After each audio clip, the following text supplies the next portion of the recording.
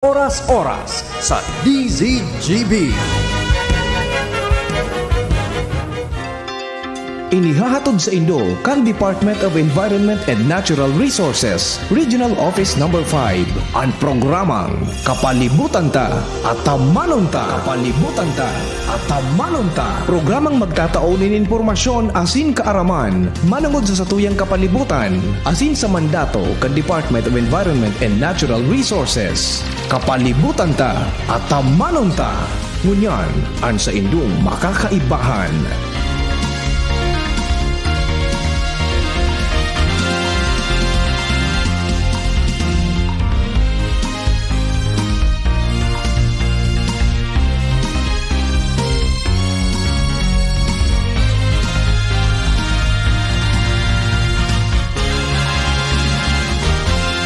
Bakit ganon? Minsan mo lang ito gagamitin, pero bakit 10 taon mo itong itatago? Dude, why would you keep something in your pocket for 10 years? Alam niyo ba, ang plastic cup na ganito ay madalas ninyong gamitin sa pag-inom ng tubig sa water dispenser, tapos diretso na ng basurahan? Pero alam niyo ba na 10 taon ang plastic na yan mag-decompose? So you decide to eat all kinds of goodies and then what? Decide to throw it away? So it decomposes for 10 years, but of course, what happens when it rains? It floods. What's up, guys? Will Devon here, and I'm here to support the Department of Environment and Natural Resources, and I am leaving you here with the Basura Breakup Hugot. Ang pag-ibig sa plastic ay panandalian, pero ang damage pang matagalan. Bring your own reusable. Bakit ganon? Kayang-kaya mo magdala ng mabigat na bag, pero hindi mo kaya magdala ng magaan na kubyertos. Ay nako, alam niyo bang, batay sa National Solid Waste Management Commission Resolution 1363, Series of 2020, ipinagbawal na ang paggamit ng single-use plastic ng national government agencies, local government units at iba pang opisina ng gobyerno para maibaba ang bilang ng solid waste. 1,000 taon, 1,000 years ang kailangan bago mag-decompose ang mga plastic, kubyerto, spoon, at iba pa. At bawat isa nito ay yari sa polystyrene na nakakalason sa katawan kapag painitan. Maraming kainan at takeout ang nagbibigay ng plastic dahil humihingi ang customer. Excuse me po! Di na po kayo pwede gumamit ng plastic. Hindi na po talaga. Bawal na po. Ano magagawa ko? Ang mga customer ko dito, lahat sila humingi sila ng plastic na spoon at fork. Excuse me po! Pahingi pa lang plastic, spoon at fork? Ikaw pala may kasalanan dito eh. Kahit ipagbawal pa ito ng local government units, kakatwirang ng mga may-ari ng kainan na kayo ang humihingi nito. Siguro dapat humingi na tayo sa kanila ng totoong kubyertos na syempre na-sterilize na mainit na tubig ng maayos, di ba? Yun ay kung malilimutan natin o tatama rin tayo na mag-bit ng sariling nating kubyertos. Ako po si Diana Menezes, sumusuporta sa panawagan ng DENR at nag-iwan ng basura breakup hugot na ang kubyertos ay parang pag-ibig. Mas masarap kapag totoo at hindi plastic. Bring your own reusable. Ba't ganon? Bakit ganon? Sa dinami-dami ng basura sa Pilipinas, pinipili nyo pa rin magtapon ng basura sa daan. Iinom kayo ng soft drink sa plastic, tapos pag ubos na, itatapon nyo kung saan-saan. Alam nyo ba na mga plastic straw, food grade bags, ay may mga halong chemical na nakakalason sa atin. Tapos, ito pa ang iinuman natin. At kapag tapos na, itapon nyo naman ang maayos kasi 10 hanggang 200 taon yan bago mag-decompose. Ako, ayoko talaga gumamit ng straw dahil ayokong pumangit ng maaga. Pogi ko kaya dahil ang straw ang numero 1 sanhi ng wrinkles sa mga labi. Sigurado na mas mahal pa magpabotox kaysa hindi gumamit ng straw. Ako si MMP, Muy Palaboy Pogi Konte, sumusuporta sa panawagan ng Department of Environment and Natural Resources at nag-iiwan ng mahalagang basura breakup hugot na beauty tip na rin. Ang Astro, para yung ex mo, sanay ng iyong wrinkles. Bring your own reusable. Bakit ganun? Dumadami ang plastic na tao sa mundo. Gusto nyo pang dagdagan? Alam nyo ba na tumataas ang populasyon ng mga Pilipino taon-taon? 2019, meron tayong 109 milyong Pilipino. 2021, 111.8. Sa dami natin, dadami rin ang plastic. Bukod sa mga plastic na tao, dadami rin ang plastic na basura. Ang bansa natin ay lumilika ng 2.7 milyong tonelada ng plastic na basura bawat taon. At ang bad trip dito, 20% ng plastic na basura natin, hulaan nyo kung saan napupunta. Sa dagat. Ako po si Dennis Padilla, sumusuporta sa panawagan ng Department of Environment and Natural Resources at nag-iiwan sa inyo ng isang makapagbagdamdaming basura break-up hugot. Katulad sa mga kaibigang plastic, pumili ka na lang ng tatagal at mag-recycle. Bring your own reusable. Bakit ganun? Ang dami ng taong mahilig mang-steer. Dadagdagan pa ba natin? Alam nyo bang batay sa National Solid Waste Management Commission Resolution 1363, Series of 2020, ipinagbabawal na po ang paggamit ng single-use plastic ng national government agencies, local government units, at iba pang opisina ng gobyerno para maibaba ang bilang ng solid waste. Ang mga plastic steerer, kagaya po ng hawak kong ito, ay pagkaliit-liit pero hindi nagde-decompose, kung kaya nagiging tambak na microplastic at nagbabara sa mga daluyan ng tubig. Alam niyo po ba nung nalaman ko to, gusto ko na gamitin ang daliri ko sa pagtimpla ng kape. Teka, meron naman palang kutsara. O nga naman, bakit hindi na lang natin yung gamitin, di ba? Ako po si Ronnie Liang, sumusuporta sa panuwagan ng Department of Environment and Natural Resources at nag-iiwan ng isa na namang basura breakup hugot na. Dapat ipagbawal na ang mga nangi-steer. Paasa lang sila at nagiging tambak. Bring your own reusable.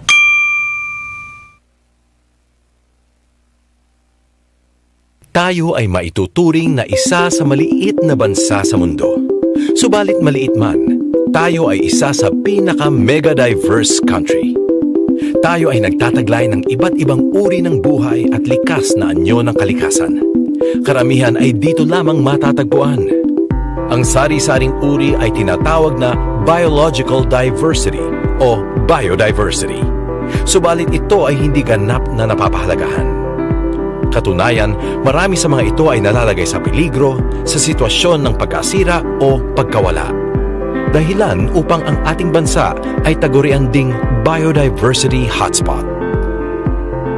Sa pangunguna ng Department of Environment and Natural Resources, ang pagpapahalaga at pangangalaga sa biodiversity ay pinalakas sa pamamagitan ng pagtatalaga ng Protected Areas and Wildlife Bureau bilang Biodiversity Management Bureau o BMB. Iba't ibang programa ay pinaiiral upang mga layunin nito ay maisakatuparan. Tagumpay ay mas maaabot kung mga mamamayan ay magkakaroon ng kooperasyon at partisipasyon. Ang BMB bumuo ng isang advokasya upang mapalaganap ang adhikain. Una sa hangarin ay mas mapalawak ang kaalaman at kaunawaan sa katagang biodiversity. Ang mga katagang ugnayan ng iba't ibang buhay, pahalagahan, pangalagaan ay gagamitin upang mandato ay mas malinaw na mailahad. Mga mensahe ng kampanya ay resulta ng malawak na konsultasyon sa mga nangungunang sektor at organisasyon na nagsusulong din sa kapakanan ng biodiversity. Lumikha ng isang campaign slogan, "Kung wala yun, wala nito," ay ang katagang mag-aangat sa kahalagahan ng biodiversity. Ilang pulong ang ginanap upang mailahad ito sa ilang pribadong sektor at kinatawan ng media. Layunin ay makakuha ng suporta upang kampanya ay mas malawak na maipaabot sa mga mamamayan. May 22, 2015, ang International Day for Biological Diversity. ginanap ang media launch of the Biodiversity Advocacy. Sa pangunguna ng Biodiversity Management Bureau, inilunsad ang bagong advokasya. Nagkaroon din ng pagkakataon ng ilang organisasyon na mailahad ang kanilang suporta sa kampanya. Formal na ipinalabas ang unang 3 infomercial para sa advokasya. Sa simpleng paglalarawan, ang kahalagahan ng biodiversity ay mas epektibong maipaaalam sa mas nakararami. Sa simpleng advokasya, kapakanan ng ating likas na kapaligiran para sa kapakanan natin ay lubos na mauunawaan sa mga katagang kung wala yun, wala nito.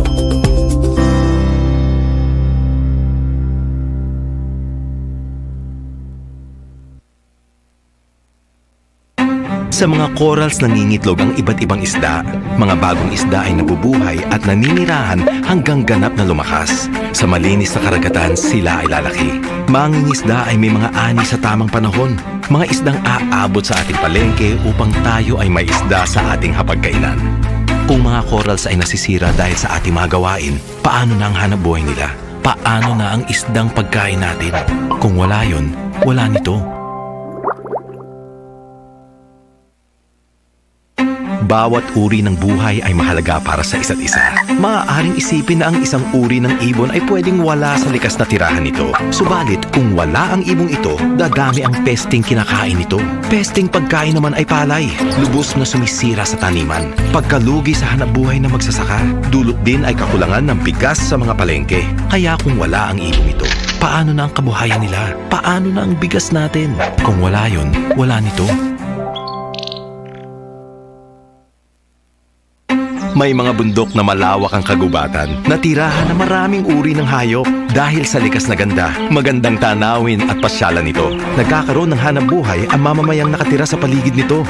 Kainan, tindahan, tirahan, at kung ano-ano pang mga negosyo. Mahalaga na manatiling maayos ang bundok at kagubatan. Kung ito ay masira at mawalan ng likas na ganda, paano na ang kanilang kabuhayan? Paano na ang ating pasyalan? Kung wala yun, wala nito.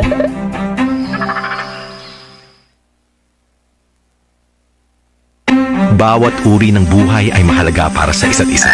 Maaaring isipin na ang isang uri ng ibon ay pwedeng wala sa likas na tirahan nito. Subalit, kung wala ang ibong ito, dadami ang pesting kinakain nito. Pesting pagkain naman ay palay. Lubos na sumisira sa taniman. Pagkalugi sa hanapbuhay ng magsasaka, dulot din ay kakulangan ng bigas sa mga palengke. Kaya kung wala ang ibong ito, paano na ang kabuhayan nila? Paano na ang bigas natin? Kung wala yun, wala nito. Sa mga corals nangingitlog ang iba't ibang isda. Mga bagong isda ay nabubuhay at naninirahan hanggang ganap na lumakas. Sa malinis na karagatan, sila ay lalaki. Mangingisda ay may mga ani sa tamang panahon. Mga isdang aabot sa ating palengke upang tayo ay may isda sa ating hapagkainan. Kung mga corals ay nasisira dahil sa ating mga gawain, paano na ang hanapbuhay nila? Paano na ang isdang pagkain natin? Kung wala yun, wala nito. May mga bundok na malawak ang kagubatan, natirahan na maraming uri ng hayop. Dahil sa likas na ganda, magandang tanawin at pasyalan nito. Nagkakaroon ng hanapbuhay ang mamamayang nakatira sa paligid nito. Kainan, tindahan, tirahan, at kung ano-ano pang mga negosyo. Mahalaga na manatiling maayos ang bundok at kagubatan. Kung ito ay masira at mawalan ng likas na ganda, paano na ang kanilang kabuhayan? Paano na ang ating pasyalan? Kung wala yun, wala nito.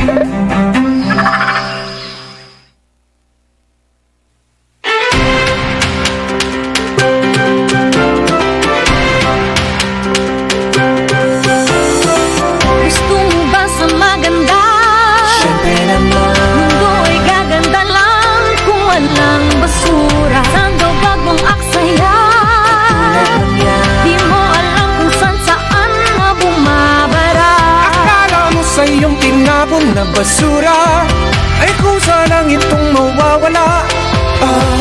Pero kahit di mo nakikita o tignan, ikaw pa rin ang siyang nagkakalat.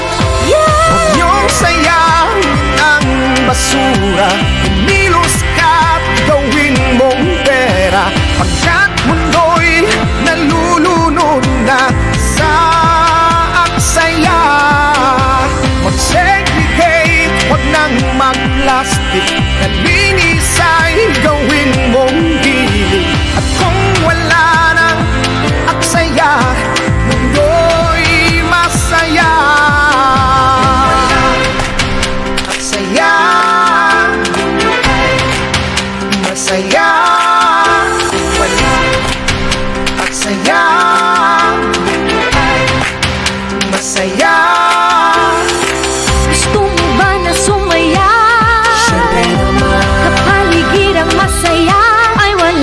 basura. Panawagan sa atin na umiwas sa mga minsan na nagagamitin. Akala mo sa iyong tinapon na basura ay kusa lang itong mawawala. Pero kahit di mo nakikita o tingnan, ikaw pa rin ang siyang nagkakalat. Huwag niyong sayang ang basura. Umilos ka at gawin mong pera, pagkat mundo'y nalulunod na sa aksaya. Mag-segregate, huwag nang mag-plastic. Kalinis ay gawin mong hilig. At kung wala nang aksaya, mundo'y masaya. Saya, masaya, masaya, masaya, walang saya. Mundo ay masaya, walang saya. Mundo ay masaya.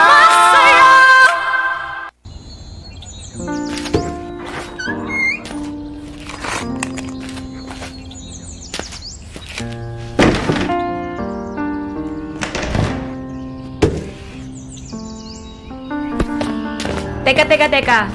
Anong ginagawa mo? Itatapon ko na itong naiwang gamit ng ex ko sa akin. Walang forever. Nako, kapag nakita mo ang masamang naidudulot ng basura sa kalikasan, marirealize mo may forever. Kailangan kong i-let go yung mga to. Paano ko makaka-move on kung di ko itatapon yung mga to? Naiintindihan kita, pero kailangan mo talagang i-segregate ang mga yan. Ate naman eh. Masama na ang loob ko, ipapasegregate ko pa sa akin itong mga basura niya. Ayoko nang balikan yung mga masasakit na alaala niya eh. Sige na, malaking tulong yan sa mga kukuha ng basura. Tapos, malay mo, mapagkakitaan pa nila yan. Di ko yata kaya, ate. Hayaan mo, mamaya pag uwi ko sa duty, tutulungan kita. Sige na.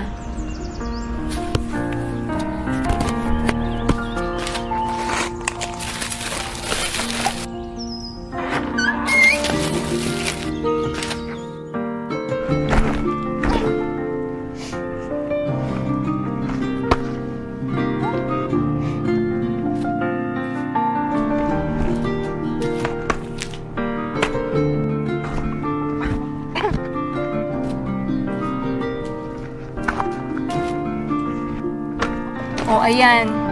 Yung green para sa biodegradable, yung black para sa residual, yung blue para sa recyclable, tapos yung yellow para sa household healthcare wastes yan. Uy. Oh, eto. Saan ko to itatapon? Yung mga nakakahawa o nakamamatay, dyan yan sa yellow. Pero wait lang, bago mo itapon yan, kailangan mo natin disinfectan, ha? Dali lang. Okay.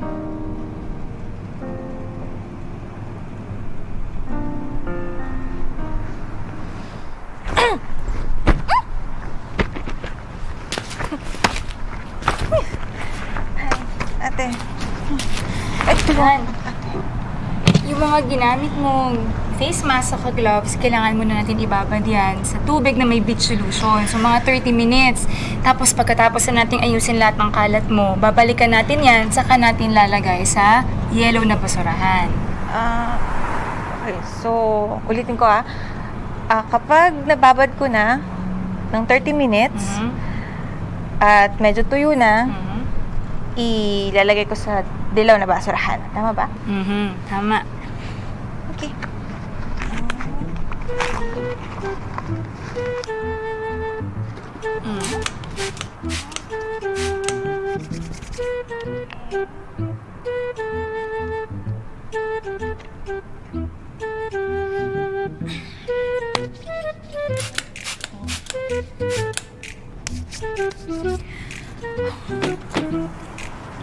Ba't siya matatapon yan? Di ba dito yung mga basurang nakamamatay, ate? Ano ba yung mga yan? Di yung mga love letters na bigay niya sa akin. Ikaw talaga. Alam kong masakit, maalala yung mga pinangako niya sa'yo noon. Pero, papel yan eh. So, dun yan sa blue. Recyclables yan. Sa bagay, ate. Oo nga, no? Siguro, nire-recycle niya rin talaga to eh. Ito rin siguro yung mga sinasabi niya sa mga naging jowa niya tsaka sa jowa niya ngayon. Visit siya? Oh, ano naman to?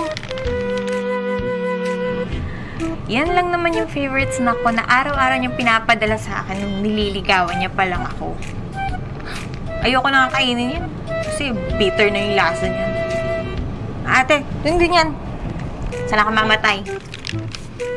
Talaga, paano ba yan? Para siguro sa'yo, nakakamatay yan. Pero sa mga kukuha ng basura, hindi. Kaya ito, dun yan sa residual, sa black. Okay, dito tayo sa black. Sa residual yan. Yung yellow, para sa mga household healthcare wastes lang yan.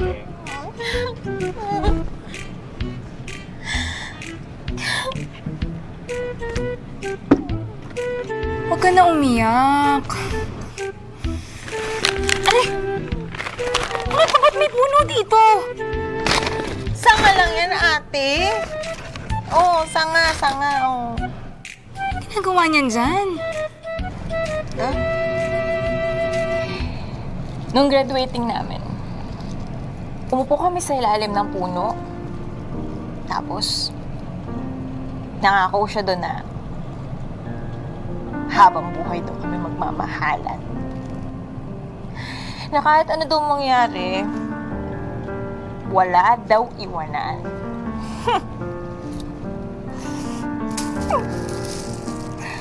Alam mo, ate, alam ko kung saan ito tatapon. Doon to sa nabubulok. Kasi style niya bulok.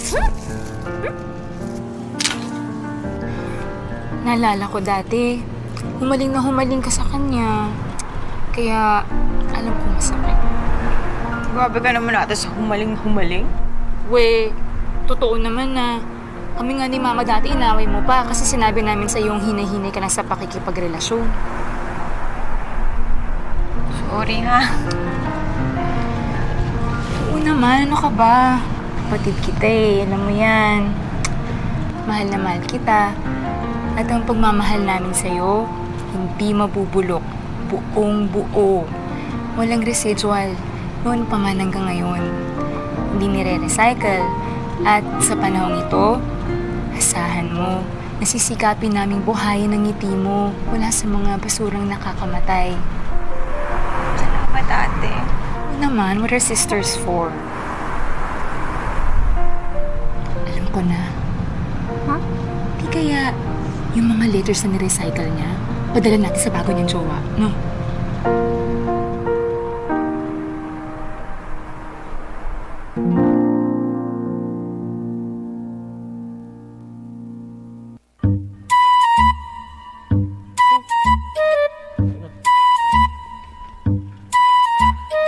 Here's your order, sir.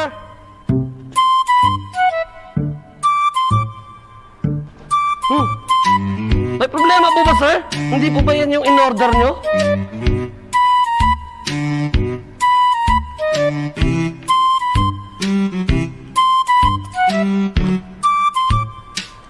Ay! May dala po pala kayong kutsara tinidor. Galing, ah!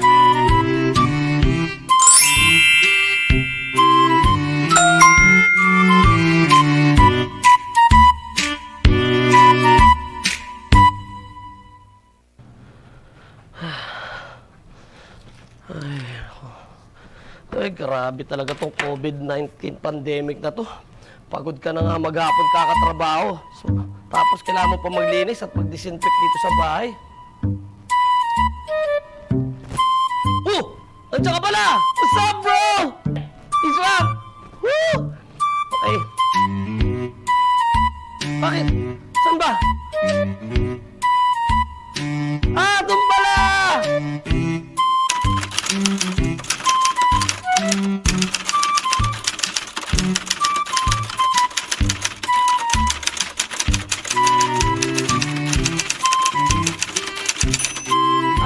Mahalaga palang ihiwalay ng tapunan itong ginamit nating face mask para hindi kumalat ang COVID-19 virus. Salamat, TBB! Tamis ka talaga! Kamusta? Oh. Yan.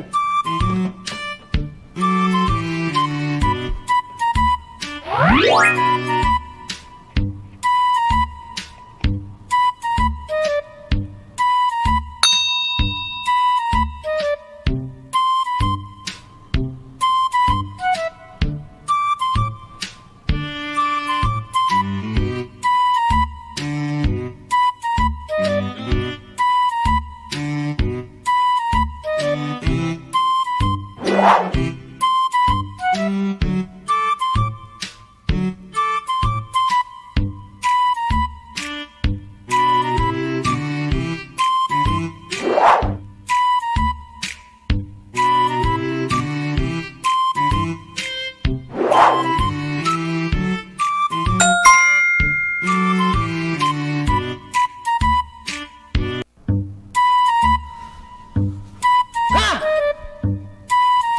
Ang bira naman talaga, oh. Hinintay pang dumami yung mga pet battles dito. Di na lang itapos sa basurahan.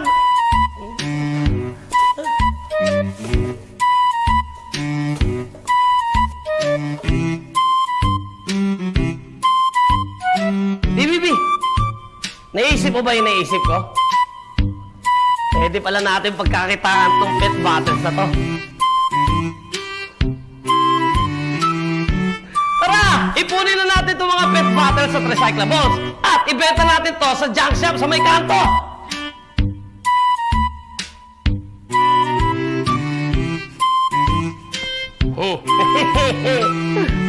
Totoo ka lang sinasabi nila, may pera sa basura. Oh, magbenta ka rin.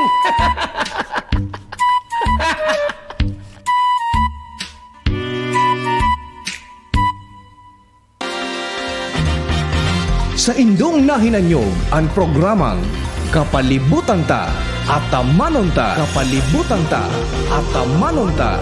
Diyos mabalos sa indong pag-antabay.